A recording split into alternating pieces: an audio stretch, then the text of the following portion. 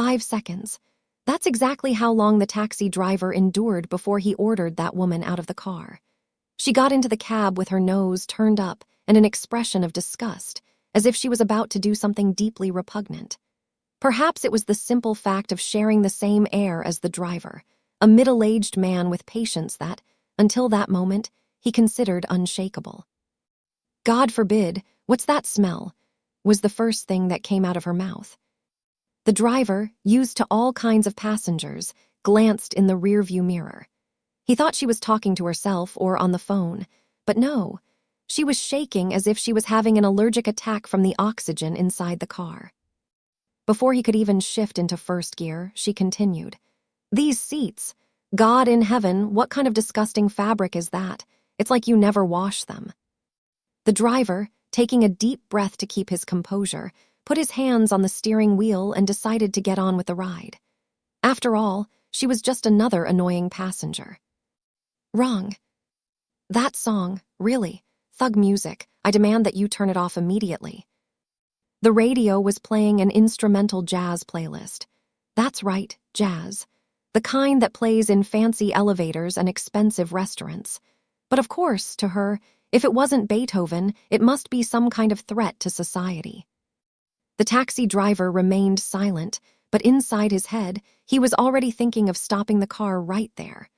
But then came the final blow, the cherry on top of the cake of unbearability. She leaned forward a little and without the slightest hesitation, let go. "Can you, I don't know, stop breathing so much? That nose noise gets on my nerves." 5 seconds. That's exactly how long it took the driver to process it. The cab's engine had barely completed one revolution when he stepped on the brake in a dry, calculated manner. The car rocked slightly, but nothing compared to the shock on her face. "What do you think you're doing?" she snapped wide-eyed. The driver turned slowly, with the patience of a monk about to abandon his vow of silence. "We're done here. Get out of my car." She blinked, incredulous. "You can't do that. I'm a customer. I have rights." But he had already unlocked the door. With a simple wave of his hand, he indicated the exit, as if he were showing the way to spiritual enlightenment. "Out." She stood still for a few seconds, trying to process the absurdity of being thrown out of a cab after a ride of exactly 5 seconds. But instead of leaving with a shred of dignity, she opted for the spectacle. "This is absurd. I'll sue you. I'll call the police. I'll make you lose this ridiculous job." The taxi driver just smiled, with the serenity of someone who has seen worse. "Have you seen how many cars are on the road now? Do you think any policeman is going to stop to listen to you whine because a driver refused to take you? Good luck with that." The woman snorted, let out one last look of pure contempt, and stomped off as if she wanted to pierce the asphalt with her heels. Across the street, a young woman named Alina was watching the scene unfold. Alina was a law student who worked part-time as a rideshare driver to pay her tuition. She had dealt with her fair share of difficult passengers and couldn't help but feel a twinge of satisfaction seeing someone stand up to an entitled customer. Little did she know that she would soon be pulled into the drama herself. The taxi driver closed the door, took a deep breath, and finally started the car. What he didn't know was that this story was far from over. She wasn't the type to take no quietly, and he was about to find out in the worst possible way. The taxi driver, who we now know as Louis, thought the nightmare was over. After all, she was just an insufferable passenger, nothing he hadn't seen before. But underestimating that woman's ability to turn a simple, "get out of my car," into an event of biblical proportions was his first mistake. He carried on with his routine, picked up other passengers, and even forgot about the incident for a few hours. Only the peace lasted less than a commercial break. At the end of the afternoon, when he stopped at a gas station to fill up, he picked up his cell phone to check the messages. The group of cab drivers was boiling over. "Hey, have you seen this? There's a video of a taxi driver kicking a woman out of his car. It's going viral, man." "This is bullshit. It looks like she wants to fuck the guy." He frowned. What idiot taxi driver would have been recorded kicking someone out of his car? And then he clicked on the link. His own face appeared on the screen. The video started with the woman already out of the car, screaming like a Mexican soap opera actress, as if she had just been dumped from a moving helicopter. "This abusive driver threw me out of the car for no reason," the caption read. "Disrespectful taxi driver humiliates woman and kicks her out in the middle of the street." The driver had to see it twice to believe it. As if that wasn't enough, the poor victim even put a black and white filter on the video, as if she were starring in a historical tragedy. The comments were already pouring in. "This is absurd. Poor girl. This taxi driver must be fired. Imagine if it had been an old woman or a child, would he have thrown her out of the car too? Machismo, men always treating women like dirt." The taxi driver's eyes widened. "What do you mean, machismo? If it had been an annoying man like that, he would have thrown him out of the car anyway. The woman wasn't just annoying, she was dangerous." That's when he felt the first chill. She didn't just want to complain, she wanted to ruin his life. Before he could process everything, the phone rang. Unknown number. He picked up. "Mr. Lewis." The voice on the other end was dry, too professional. "This is the cab center. We need to talk." He took a deep breath. It was done. 2 hours later, he was sitting in a stifling little room inside the cab center, facing a manager with an "I didn't want to be here, but it's my job" expression. "So, Lewis, we had a serious complaint about an incident involving a passenger today." Lewis crossed his arms. "I've seen the video." The manager scratched his head. "This is catching fire on the internet. People are calling you an aggressive taxi driver, a misogynist. Some even said you threw her out of the moving car." Lewis laughed, a short, humorless laugh. "Funny. The video doesn't show a second before I threw her out, does it? It doesn't show her treating me like dirt, even complaining about the way I breathe." The manager sighed. "Look, I understand, I really do, but social media is a problem. If this keeps growing like this, we're going to have to suspend you for a while." Lewis's blood boiled. Suspend? So now all someone has to do is record a lying video and that's it. My career is over. The manager didn't seem surprised. He had probably dealt with cases like this before. "You know how these things work. What matters is not what happened, but how people perceive what happened." Lewis knew that arguing was pointless, so he took a deep breath and decided to face the situation calmly. "What can I do to resolve this?" The manager pulled out a sheet of paper and slid it over to him. "She made a formal complaint and said she would only withdraw it if you apologized publicly." Lewis took the paper and read, "I, Lewis, apologize for the inappropriate treatment of a passenger who trusted my service. I am committed to the respect and safety of all my customers." The taxi driver squeezed his eyes shut. This reads like an admission of guilt. "It's just an apology. You sign it, the woman deletes the video, and we move on." It was either that or lose his job, and Lewis couldn't lose his job. He held up the pen, but before he touched the paper, something inside him flipped. "What if I don't sign?" The manager shrugged. "Then the company can't protect you. If it goes too far, you could even lose your license." Lewis felt his stomach tighten, but then something crossed his mind. Why was she doing all this? It was obvious that she wanted revenge, but it seemed like a lot of work just because someone refused to take her in a cab. Could it be that she did this often? The taxi driver narrowed his eyes. "Give me a break. I need to think about it."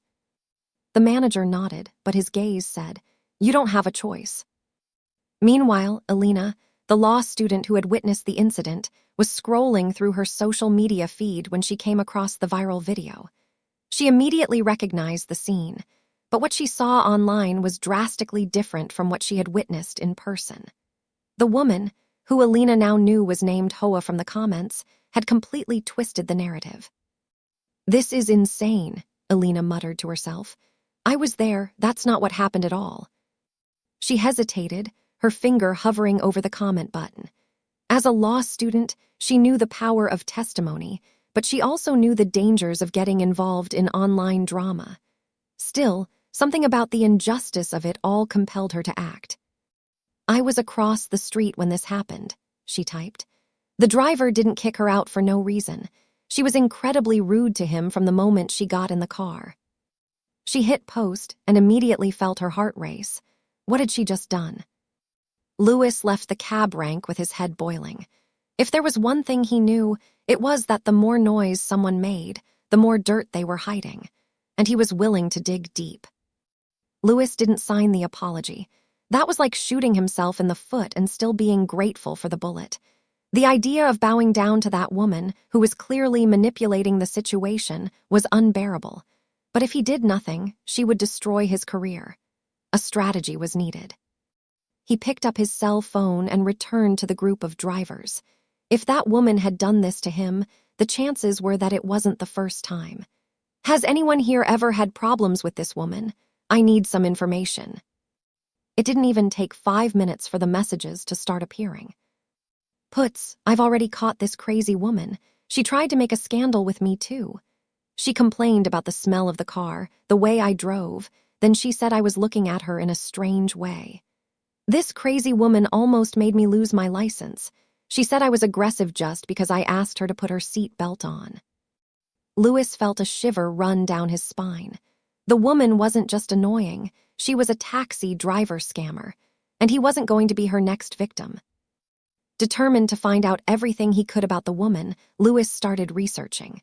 The problem was that he only had one thing, her face in the video. No name, no information. But for that, there was a tool called neighborhood gossip. Louis had been a taxi driver for years and knew people from all over the city. All it took was a little push, and the stories would start coming out. He started by asking his older colleagues, the drivers who were always at the fixed points and knew all the news. Oh, that woman. I think she lives near the center. She's always in trouble. I've seen her arguing with a mall security guard, a restaurant employee, even once in the market, shouting because the cashier gave her the wrong change. She once tried to sue a clothing store, saying that the lights in the fitting room were too bright and caused emotional damage. Louis laughed as he listened, but he knew the hole was deeper. Then came the crucial piece of information. If I'm not mistaken, she had a problem with an Uber as well. It even ended up at the police station, but I don't know if it went any further. Police station, that was all he needed.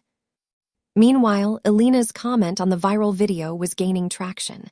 Some people were thanking her for providing context, while others, particularly Hoa's supporters, were attacking her. You're probably just another sexist driver trying to cover for your buddy, one comment read. I'm actually a female law student who witnessed the whole thing, Elena replied, attaching a selfie she had taken that day near the location to prove she was there. Her phone buzzed with a direct message. It was from Louis. I saw your comment on the video. You were there. Would you be willing to make a statement about what you saw? Elena hesitated.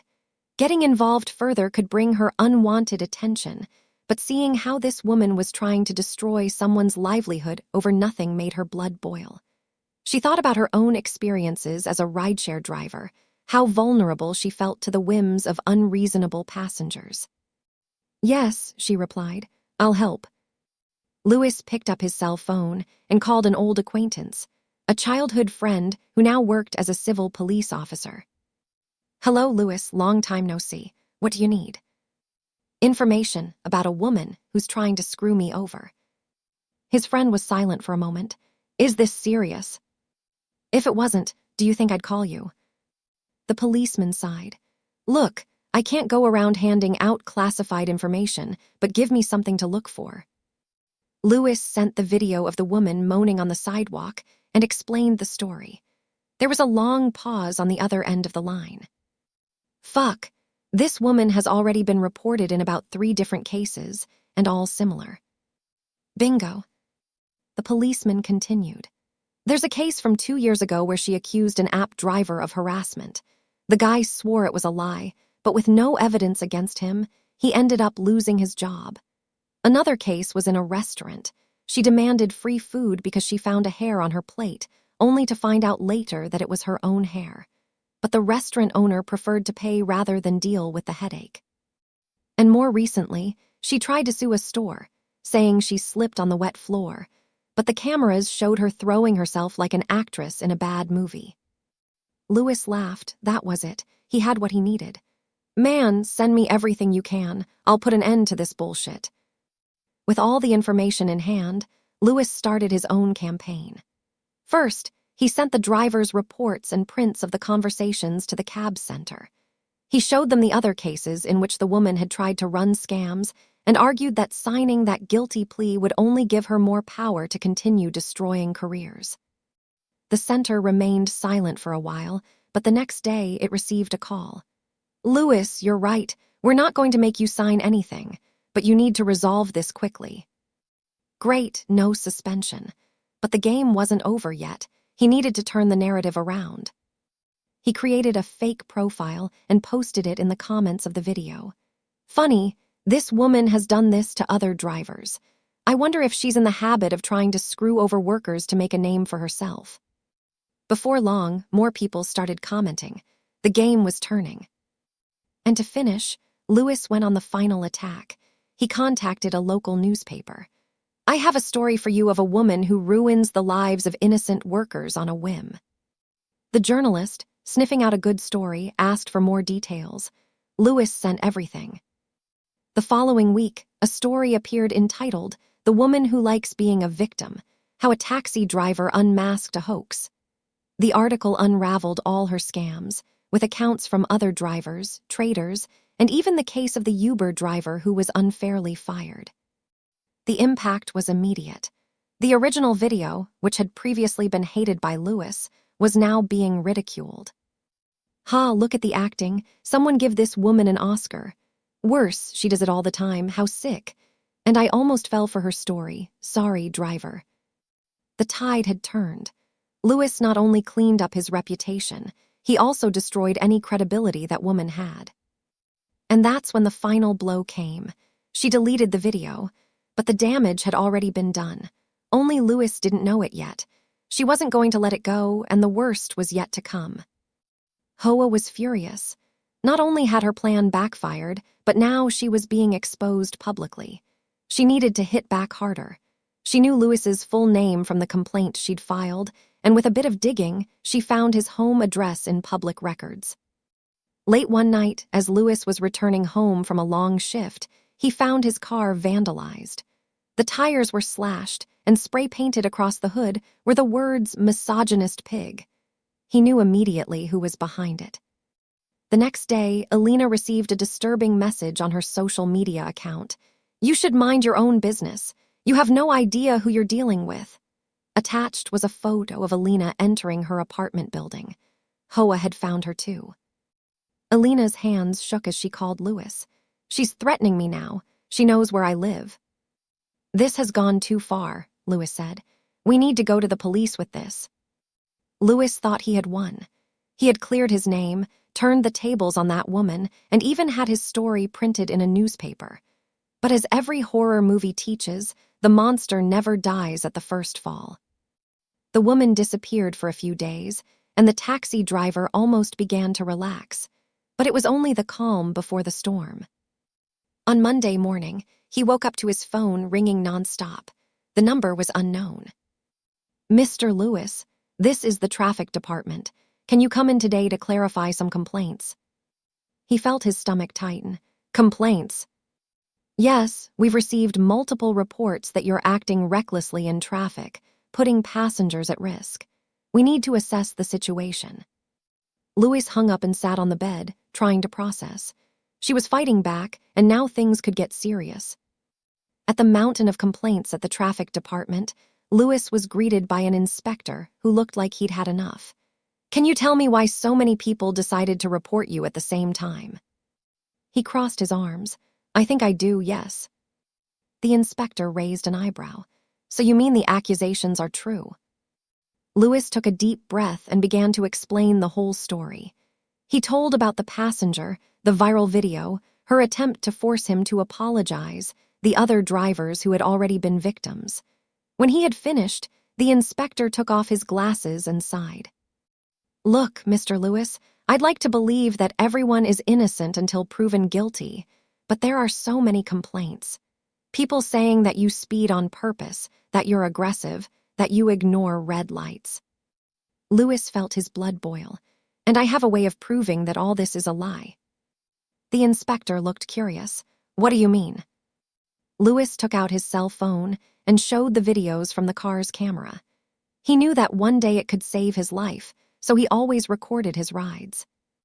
The inspector watched a few clips and snorted. No infractions, no aggression, no crazy traffic, just normal passengers, normal runs. Louis crossed his arms. Now tell me, why are you calling me in on anonymous complaints without any proof? The inspector scratched his head. Unfortunately, we receive a lot of anonymous reports, and we have to investigate. But if your images prove that you've done nothing wrong, there's nothing to worry about. Louis laughed. Does that mean I can make a complaint too? Say that this woman is trying to ruin the lives of workers? The inspector hesitated. Well, theoretically, yes, but these things need proof. Then I think it's time to provide that evidence. And that's exactly what Louis did. If that woman wanted to play at destroying careers, it was time to see how she dealt with her own poison. Meanwhile, Alina had been doing some investigating of her own.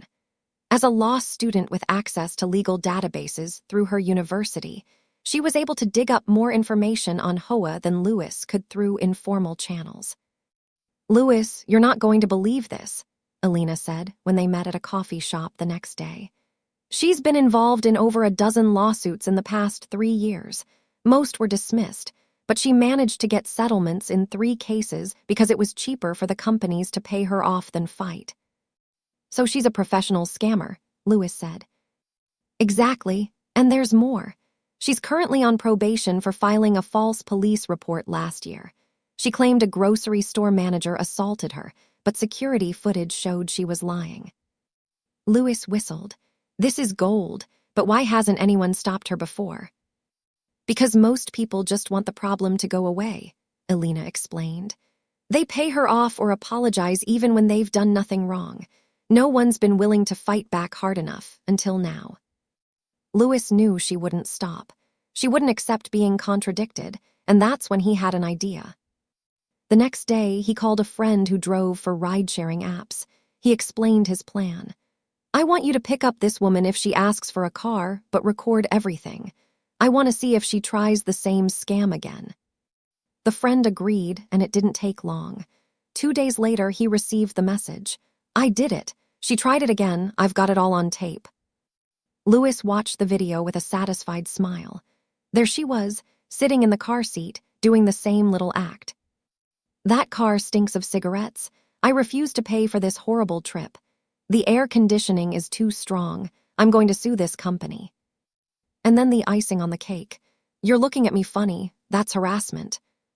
The recording was gold. Louis wasted no time. He took the videos, the screenshots of the conversations in the group of taxi drivers, the messages from the other driver, and took everything straight to the police station. I want to file a complaint against this woman for slander and defamation. The deputy watched the recordings, read the accounts, and let out a long,